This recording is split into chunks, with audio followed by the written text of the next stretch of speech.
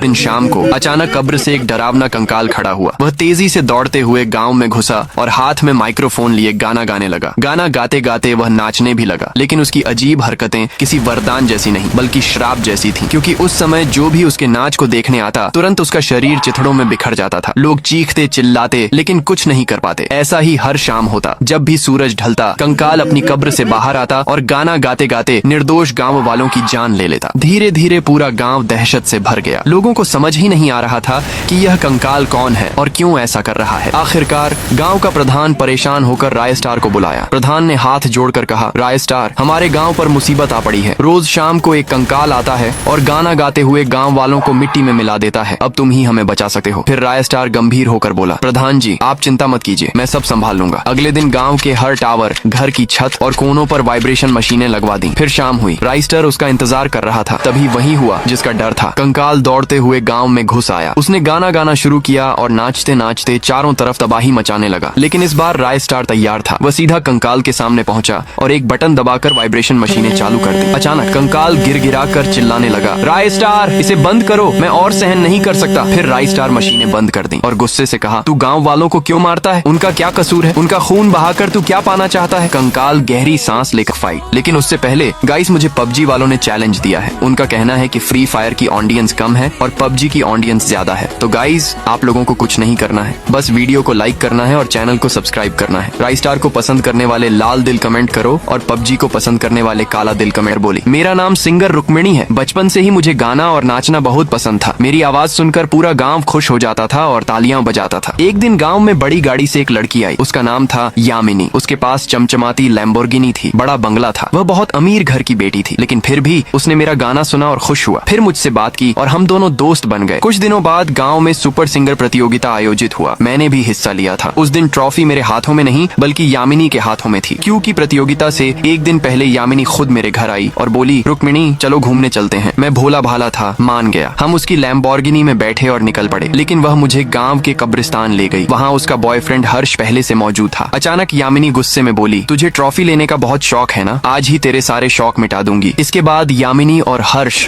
दोनों ने मिलकर मुझ पर हमला किया। उन्होंने मुझे बेरहमी से मार डाला और इसी कब्र में गाड़ दिया। मेरी आत्मा अधूरी रह गई। मेरी आवाज, मेरा गाना, मेरा सपना सब अधूरा रह गया। इसी कारण मैं हर शाम इस गांव में आता हूँ और गाना गाते गाते मौत बांट देता हूँ।